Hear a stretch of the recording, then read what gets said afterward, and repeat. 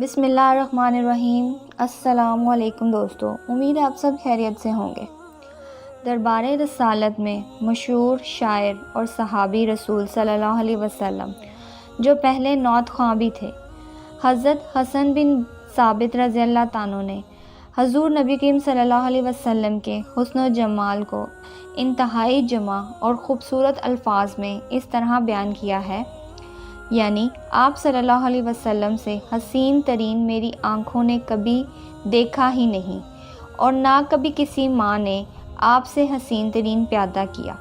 آپ نبی کریم صلی اللہ علیہ وسلم کی تخلیق ہر عیب اور نقص سے پاک کی گئی، گویا کہ اللہ تعالیٰ نے آپ کی خواہشات کے مطابق آپ کی صورت مبارک بنائی۔ اور امام جناب الدین فرماتے ہیں، ایمان کی تکمیل کے لیے اس بات پر ایمان لانا ضروری ہے کہ اللہ تعالیٰ نے حضرت محمد صلی اللہ علیہ وسلم کو بے مثال پیدا کیا ہے۔ اس کا مطلب ہے کہ آپ صلی اللہ علیہ وسلم کے حسن و جمال پر ایمان لانا ضروری ہے۔ انسان تو حسن کے طلب ہے، لیکن اللہ پاک نے حضور پاک صلی اللہ علیہ وسلم حسن مبارک میں وہ رانی رکھی ہے۔ جنگل کے پرندے چرند جانور بھی حسن مصطفیٰ صلی اللہ علیہ وسلم کے دیدار کے طلب گار نظر آتے ہیں۔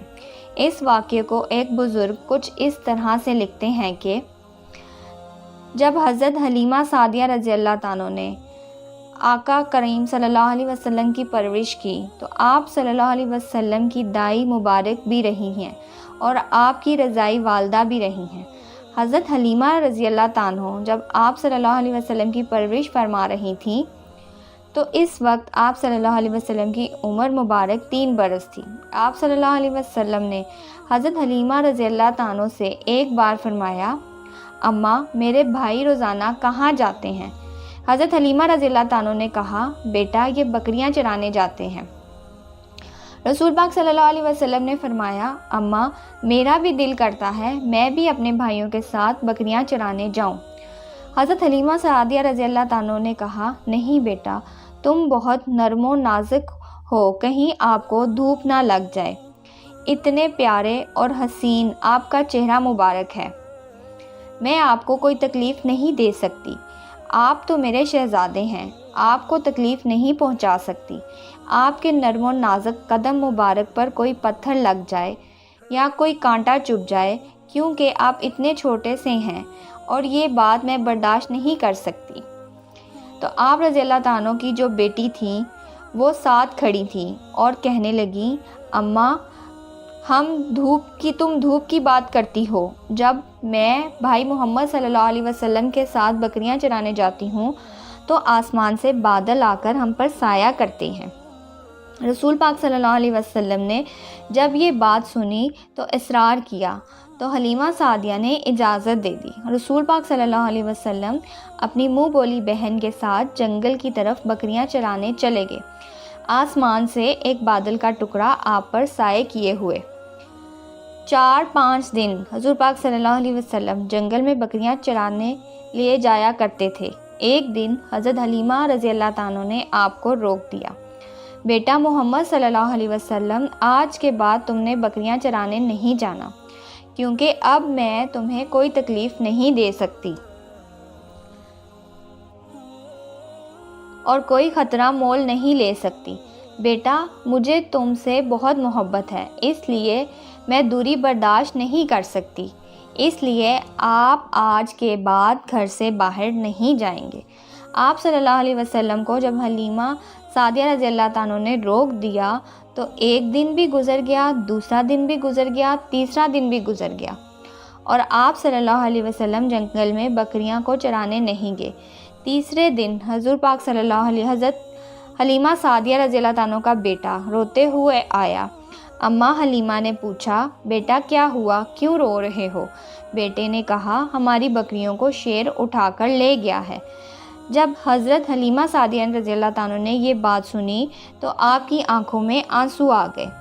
آپ صلی اللہ علیہ وسلم نے حضرت حلیمہ سعدیہ رضی اللہ عنہ کی آنکھوں میں آنسو دیکھے تو روح نور سے آنسو بہنے لگے۔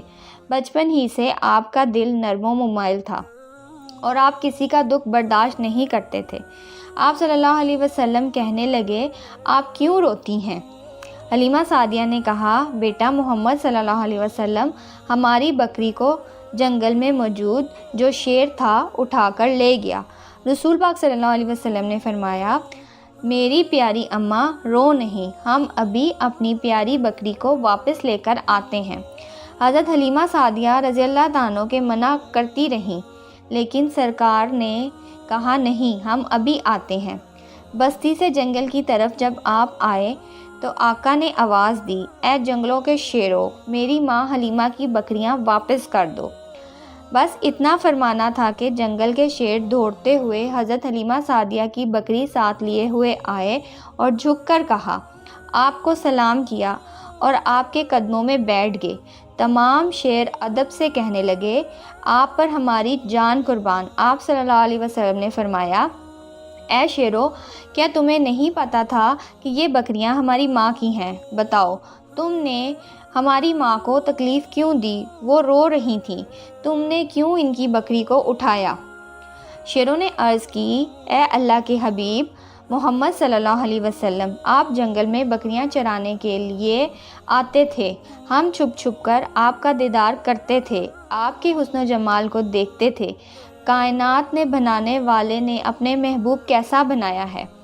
جب 3 دن گزر گئے اور آپ جنگل میں نہیں آئے تو ہم سے بڑے شیر نے کہا، اگر حضور پاک صلی اللہ علیہ وسلم کا دیدار دوبارہ کرنا ہے تو حلیمہ سعدیہ کی بکری اٹھا لو۔ محمد صلی اللہ علیہ وسلم، اس لیے ہم نے حلیمہ سعدیہ کی بکری اٹھائی تاکہ آپ کا دیدار ہو سکے۔